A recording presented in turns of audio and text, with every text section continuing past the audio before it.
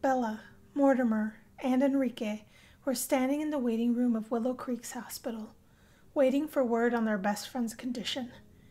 After Tatiana's collision with Sophia at the dance, she fainted and was unresponsive. She was rushed to the emergency room, then sent to intensive care because her vitals were becoming increasingly weaker.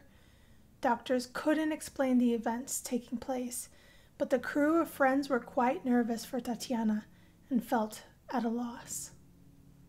Mortimer offered to get everyone some coffee whilst they waited.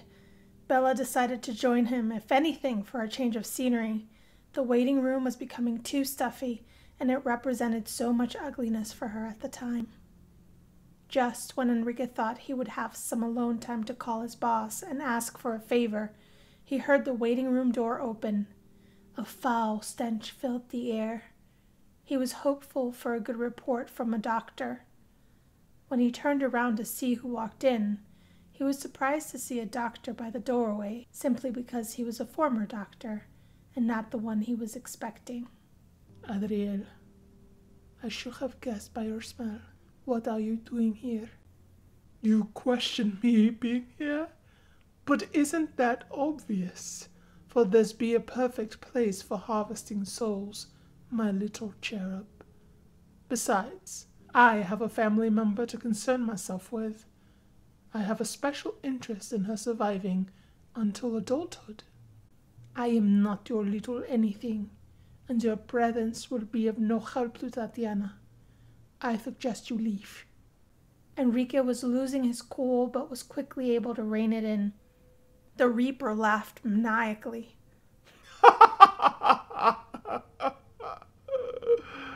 I find it humorous that you believe I would listen to anything you said. You minstrels forget that you have no lordship over the likes of me. Tell me, Enrique, is it? Does your team know you're here? Or is disobedience the way of things in the garden of late? Enrique wanted to pull Adriel's head clear off his decrepit body, but the truth is he had no jurisdiction in the dimension Adriel currently resided. Infuriated, he continued. Tell me, Adriel, did you have anything to do with the loss of Juliet? Le gasp. He pretended to act surprised at the news that Juliet was no longer a part of the living. Has she departed to the garden, little cherub? Let me guess. You arrived to the scene too late? Well, 'twas not I who seized her life, I assure you. However, know this, valiant warrior. The Thibodeaux are not the only supernaturals in town. Enrique was completely caught off guard. Of course. Why didn't he catch it sooner? He had sensed the different supernatural scent since his arrival, but he was so wrapped up in finding Buddy, then completely distracted with Tatiana. It was all he could do to pay attention to anything else. Adriel, amused at the show of emotion Enrique was reflecting, grabbed a stool and drug it to face him, then sat down front and center. I would have thought you guardians of the Emotion and Conduct Division, ECD, were a bit, what's the word I'm looking for? Ah, yes, brighter. He emphasized the last word caustically. Enrique's eyes started to lose their hue and were immediately replaced with vivid pink color. He clenched his jaw and furrowed his brow. There was so much he wanted to say and do, but Adriel was encompassed by a dark dimension he didn't want to penetrate, for he would be lost forever. Adriel gracefully stood, placing the stool back in its place. Oh, little cherub, do not fret over me. I truly am harmless to you. Unless, of course, Tatiana passes on, then you would do nicely for my exchange. However, I have had a particular taste for Fey essence for what seems like an eternity. It suits me well. Don't know what Guardian essence would do to me yet. Do not misunderestimate. I would be willing to find out.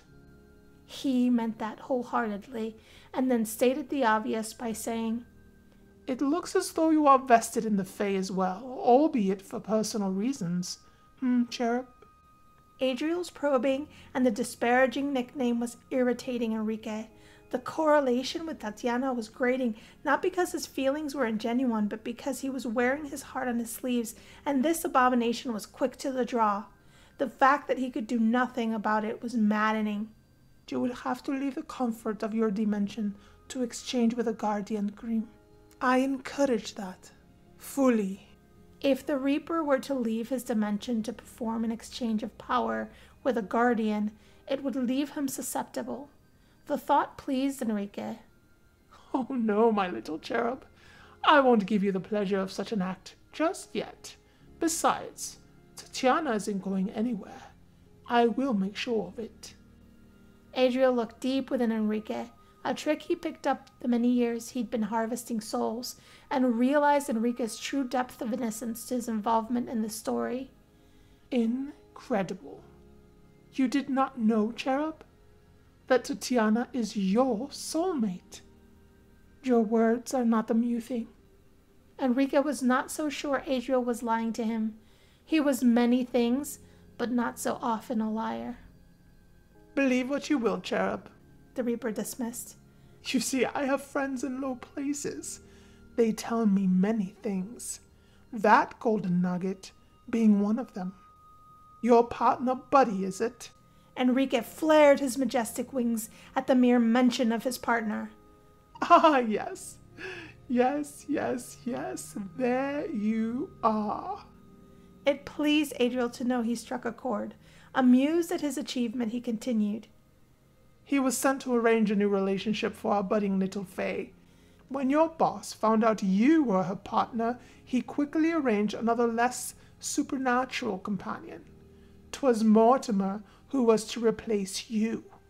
That was Buddy's mission, the reason why he was sent to this dimension without you. Enrique was so enraged and so worked up, he couldn't stop his body from reverberating. If you are lying to me, he whispered in pain. Adriel disregarded Enrique's threat. Your boss knew the moment he saw your file that if you were to ever lay eyes on Tatiana, you would be besotted. Of course, the ECD could not allow such a union. Two supernaturals together? Nonsense. They would never allow such an offense, not since my dear Celeste and I... Well, you know the rest of the tragic story.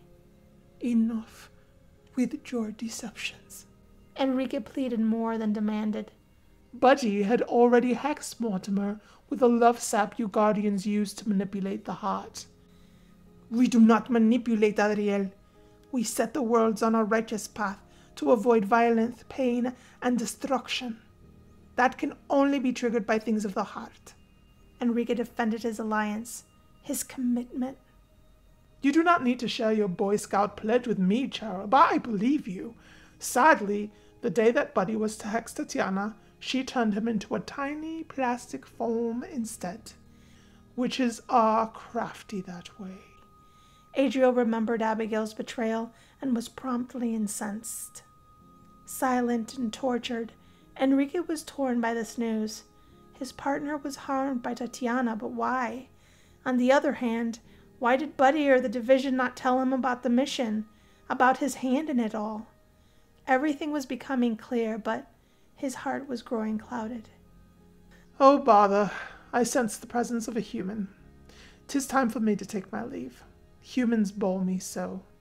But I have a feeling our paths may meet again after all. You are my great-granddaughter's beloved, are you not? Before the Reaper left, he pivoted to face Enrique one more time. Oh, by the by, stop delaying the inevitable and do something about our common pest, Sophia. While I appreciate her attempts to keep me energized with all the souls she is hurling my way, it is not their time to depart just yet. There simply isn't enough of me to go around, you see, and she can be so trifling, can't she?